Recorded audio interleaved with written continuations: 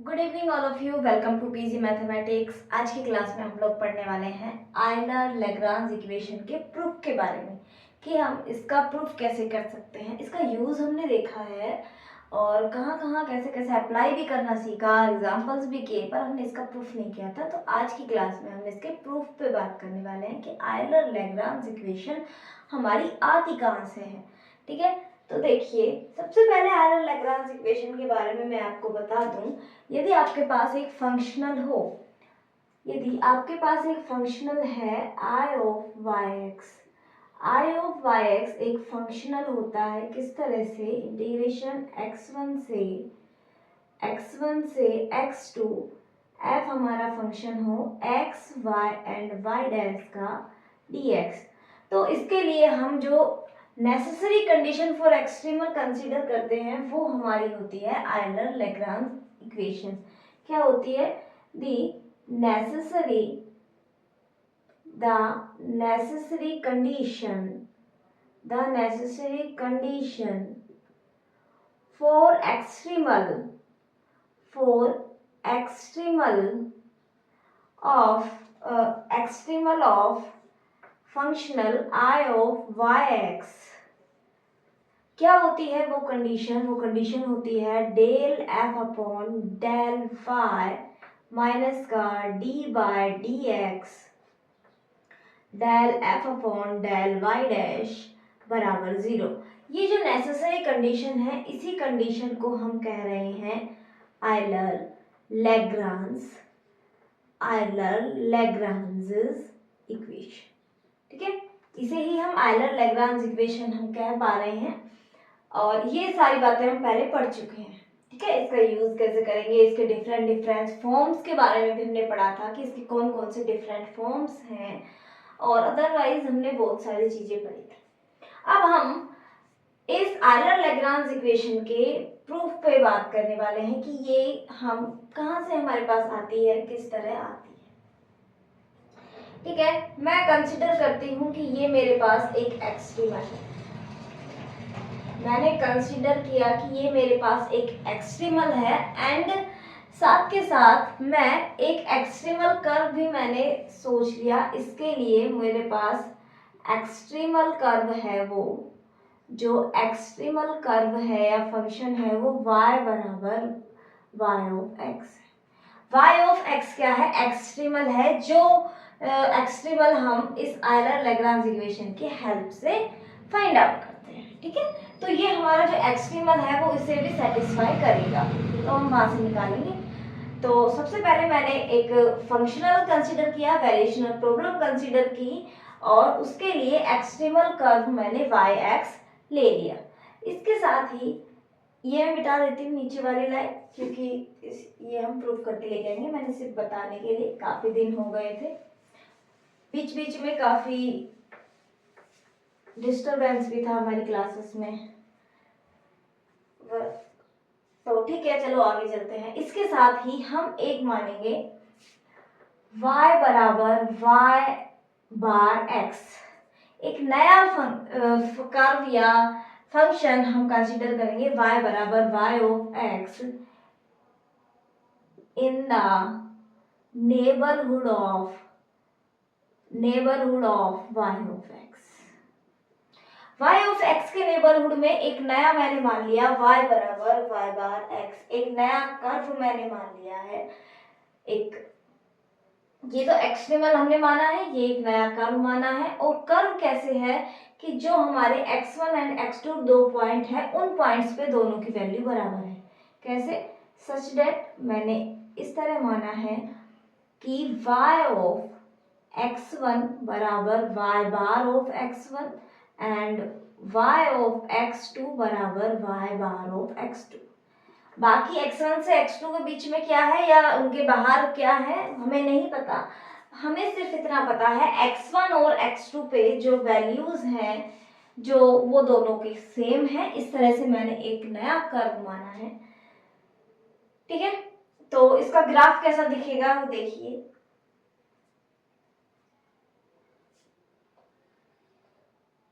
कुछ इस टाइप से हमें दिखने वाला है। मान लिया ये मेरे पास है y बराबर y ऑफ x का ग्राफ है। ये जो पॉइंट है जहाँ से हम स्टार्ट कर रहे हैं ये x1 है, और ये हमारा x2 पॉइंट है, और ये हमारा yx है x टेबल। अब हम लोग कुछ ऐसा मान लेते हैं, मान लिया इस पॉइंट पे सेम वैल्यू है x1 पे एंड x2 पे भी सेम वैल्यू है, और ये है हमारा y बार ऑफ x। मैंने ऐसे मान लिया है कि कुछ इस तरह से वो दिखने वाला है, आपको समझाने के लिए कि इस तरह से हमारे पास दिखने वाला है। ये पॉइंट A है मान लिया, ये पॉइंट B है, बाकी जगह कुछ ना कुछ डिफरेंस है, लेकिन x1 एंड x2 पे दोनों वैल्यूज सेम। यहाँ तक की बात आपको समझ आ गई होगी, कुछ नया नहीं है, सिर्फ हमने एक एक्सट्रीमल तो माना ही है, साथ के साथ उसके नेबरहुड में एक फंक्शन मान लिया है, एक कर्व और माना है y बार x। इस तरह माना है जो हमारे टर्मिनल पॉइंट्स हैं, इनिशियल एंड टर्मिनल पॉइंट है, उस पे वैल्यू हमारी कैसी है, सेम वैल्यू आ रही है। ठीक है, तो यहाँ तक आप नोट करें, फिर इसके बाद हम आगे बढ़ते हैं। इसे इक्वेशन नंबर 1 दे दीजिए। इक्वेशन नंबर 1 हमारा फंक्शनल हो गया। ठीक है, और अब हम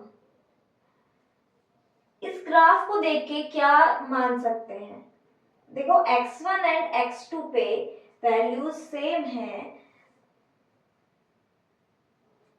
लेकिन बाकी जगह तो कुछ डिफरेंस है।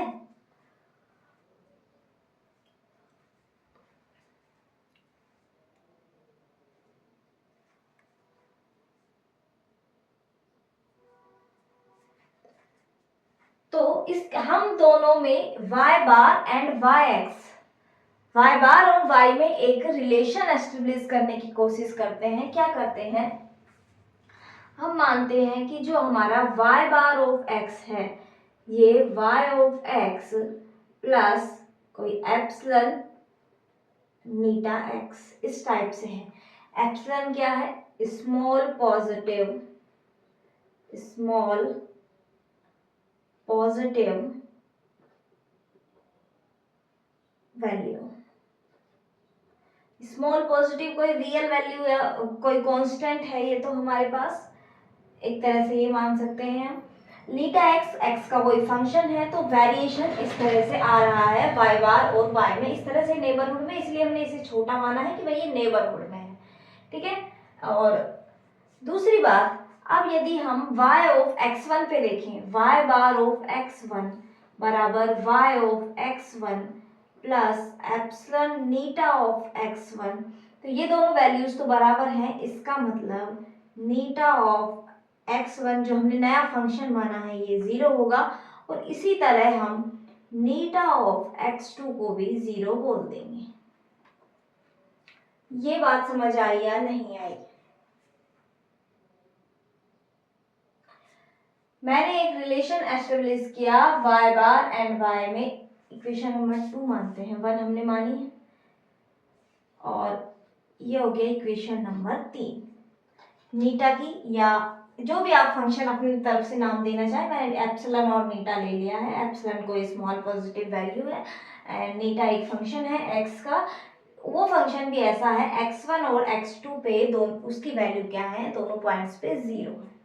ठीक है, तो अब हम एक नया फंक्शनल कंसीडर करते हैं y की जगह y बार को कंसीडर करके, एक नया फंक्शनल कंसीडर करते हैं।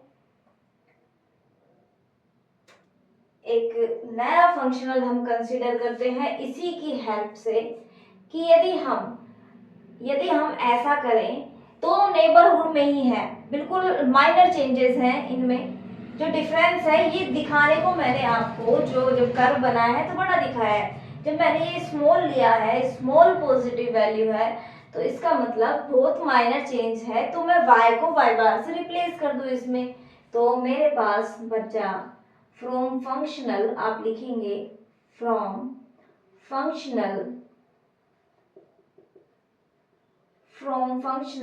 y ऑफ x, आपके पास क्या बनेगा, ये बनेगा x1 से x2 f of x y bar dash dx। कुछ इस टाइप से आपके पास ये फंक्शनल बन जाएगा। बनेगा या नहीं बनेगा आप बताएं। बस y को y बार से रिप्लेस किया है। क्यों किया है हमने? सिर्फ इसलिए क्योंकि दोनों एक दूसरे के नेबरहुड में हैं और एंड पॉइंट्स पे तो सेम वैल्यू है ही, साथ के साथ ये बिल्कुल माइनर इनमें चेंज है, इसलिए हमने इसे एक जैसा मानते हुए कुछ चेंजेस किए, y को y बार से रिप्लेस किया है। यदि हम ऐसा कर लेते हैं तो अब y बार की वैल्यू हम यहाँ से पुट करते हैं। भाई चेंज तो है, स्मॉल चेंज ही है लेकिन चेंज तो है, तो हम यहाँ से इस पे वैल्यू रखते हैं। ऊपर वाला मैं मिटा देती हूँ।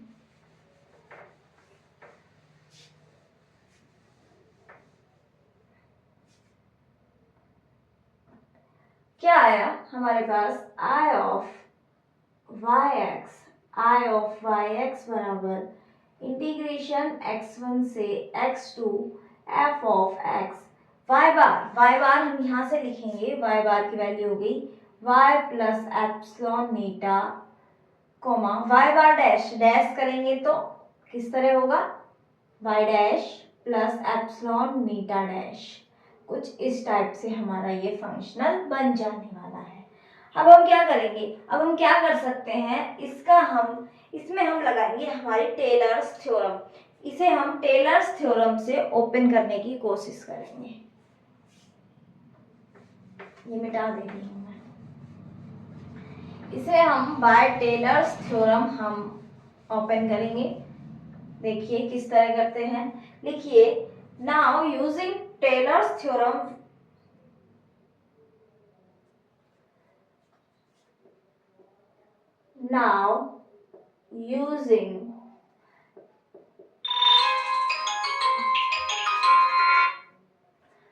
now using Taylor's theorem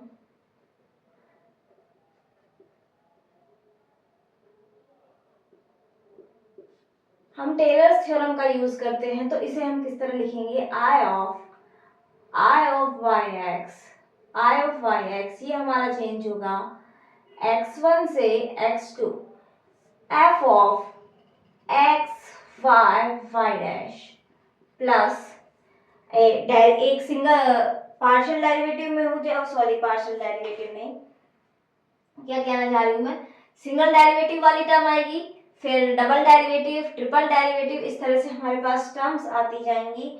और जो हमारे पास ये एप्सिलॉन है, तो फर्स्ट के साथ क्या आएगा? एप्सिलॉन की टर्म, फिर एप्सिलॉन स्क्वायर की टर्म, फिर एप्सिलॉन क्यूब की टर्म, इस तरह से चलते जाएंगे। और हमें सिर्फ सिंगल डेरिवेटिव तक की नीड है हमारे इसमें। देख रहे हैं हम सिंगल वाले के लिए आयरन लैग्रांज इक्वेशन का कर रहे हैं, तो वहां केवल एक ही हम बात करते हैं सिंपल डेरिवेटिव की, तो उसके आगे की बात नहीं करते। तो हम इसे केवल इतना ही ओपन करेंगे, तो क्या बनेगा?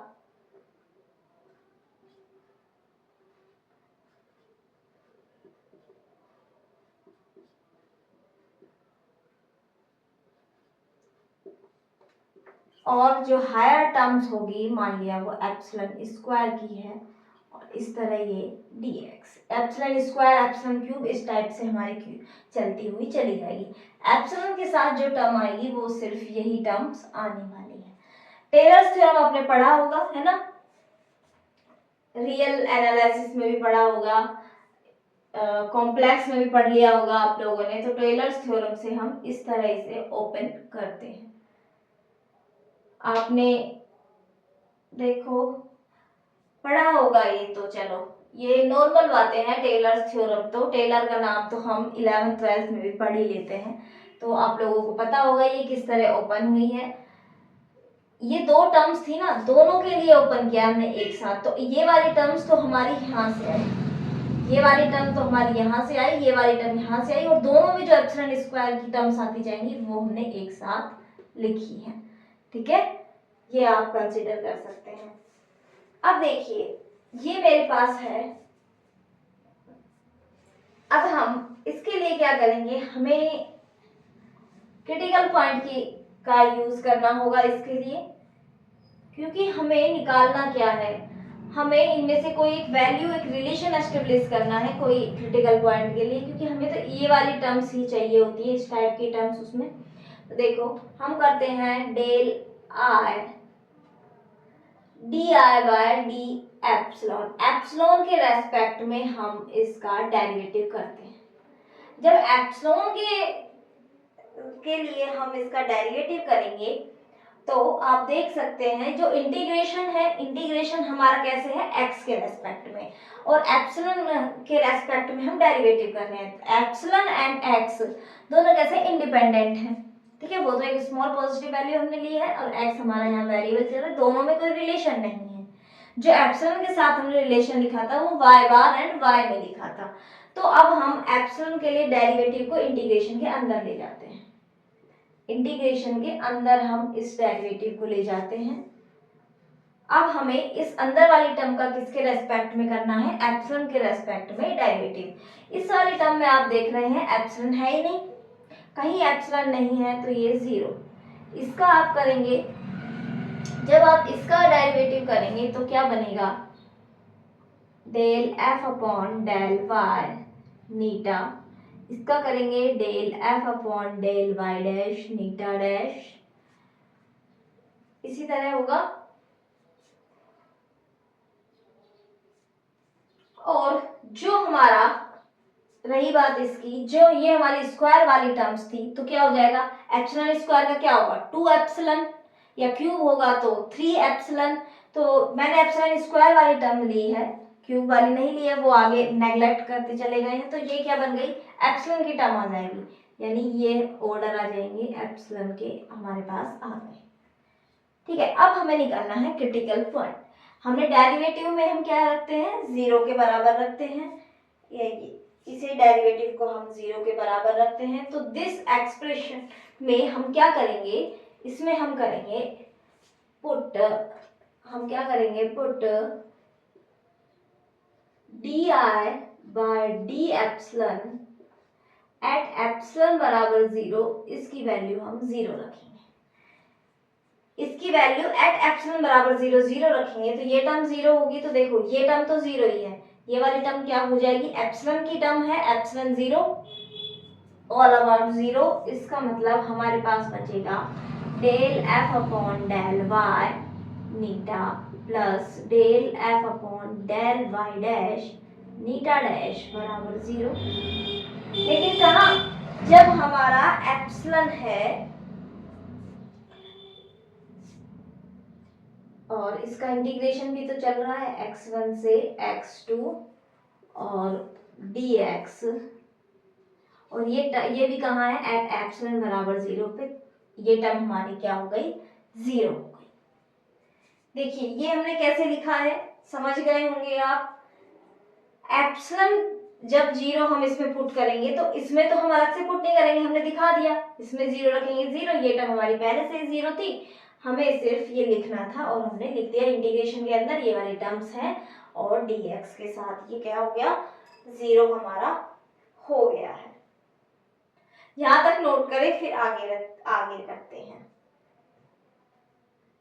अब हम इसमें यूज करेंगे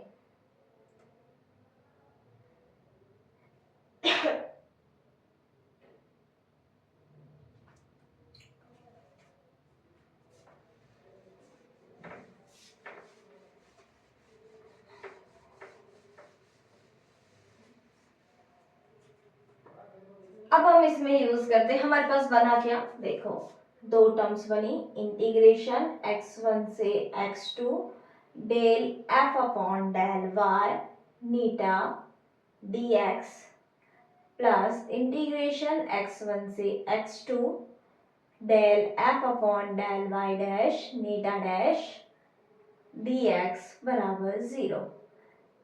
और ये सब हो कहाँ रहा है, एट एप्सिलॉन बराबर जीरो पे। तो अब मैं नीचे का भी मिटा देती हूँ, एप्सिलॉन बराबर जीरो पे हमारे पास ये वाली कंडीशन बन गई।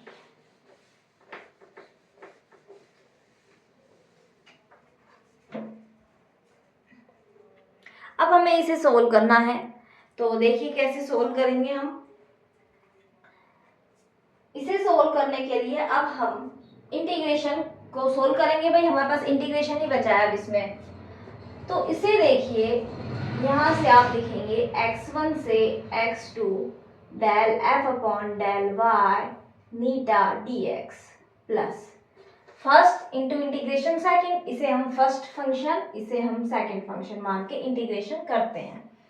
First function del f upon del y dash, second नीटा डैश का इंटीग्रेशन क्या होगा, नीटा डैश का नीटा, और इसमें हम रख देंगे x1 से x2 माइनस इंटीग्रेशन x1 से x2 फर्स्ट का डेरिवेटिव एंड सेकंड का इंटीग्रेशन एंड फर्स्ट का डेरिवेटिव। फर्स्ट सेकंड का इंटीग्रेशन तो नीटा, लेकिन फर्स्ट का डेरिवेटिव dy dx, एंड हमारे पास टर्म क्या है, डेरिवेटिव करना है इसका फर्स्ट वाले का dx बराबर 0, कहाँ पे, एट एप्सिलॉन बराबर 0।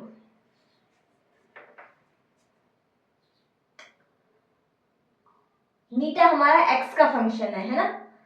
तो देखिए अब आप देख सकते हैं ये वाली टर्म यहाँ पे क्या होगा, आप वैल्यूज रखेंगे तो नीटा में भी, नीटा किसका है, x का फंक्शन, नीटा x2 माइनस नीटा x1, कुछ ऐसी टर्म बनेगी।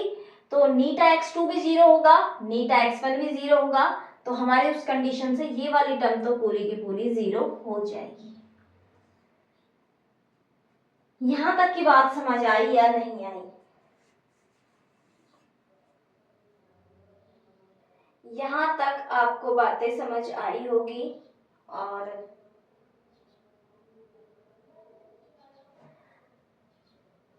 यहां तक क्या हो रहा है हमारा, क्योंकि हम इसमें वैल्यू रखेंगे तो हमारी ये 0 हो जाएगी। इसके बाद इन दोनों में देखते हैं, इंटीग्रेशन x1 से x2 नीटा हम कॉमन ले लेते हैं, नीटा ऑफ x एक फंक्शन है, इसे कॉमन लिया, del f upon del y minus d by D x del f upon del y dash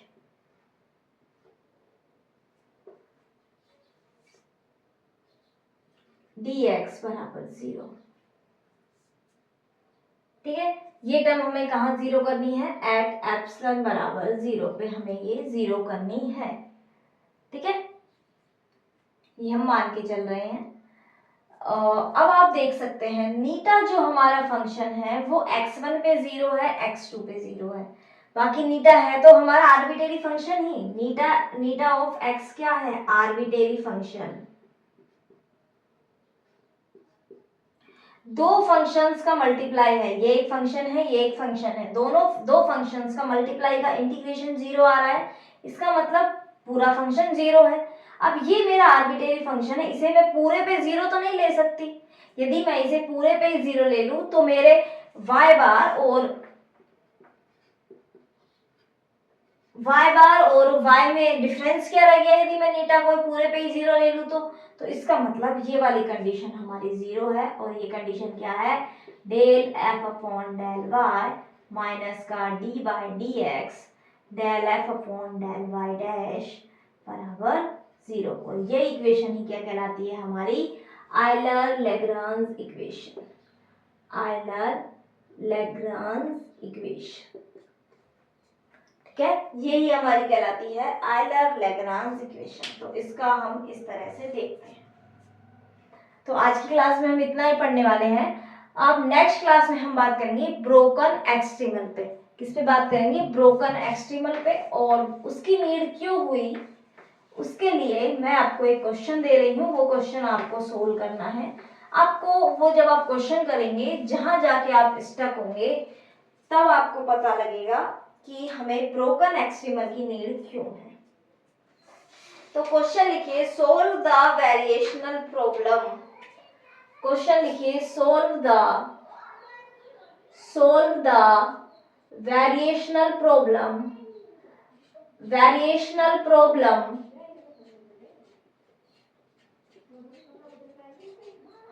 क्या वेरिएशन प्रॉब्लम है? I of Y of x बराबर integration -1 to 1 y square 1 minus y dash square dx 1 minus y dash square dx। साथ के साथ हमें values दी गई हैं y at -1 is 0 and y of 1 की वैल्यू है 1। इस वेरिएशनल प्रॉब्लम को आप सोल्व करेंगे। आपको सोल्व करके कुछ आंसर शायद मिले भी, पर आप देखना एक बार आप कहाँ रुकते हैं, वहां से ही हमें आपको पता लगेगा कि क्या नीड है कि हमें ब्रोकन एक्सट्रीमल पढ़ना पड़ रहा है। अभी तक हम एक्सट्रीमल निकाल रहे थे, कर्व निकल रहा था, तो आपको पता लगेगा। ठीक है, तो आज के लिए इतना ही। Okay, bye bye, thank you. आगे से मैं क्लासेस को रेगुलर करने की कोशिश करूंगी। अभी 3-4 दिन थोड़ा सा हेल्थ इश्यू भी था, कुछ पेपर वर्क भी था मेरे पास, तो इस वजह से मुझे बीच में 3-4 दिन थोड़ी क्लासेस ऐसे ही हुई। तो अब से रेगुलर ही होगी, कोई पेपर वर्क ना हुआ तो, है ना। तो अपने दोस्तों को शेयर कीजिए और टेलीग्राम को आप ज्वाइन कर सकते हैं। Thank you all of you.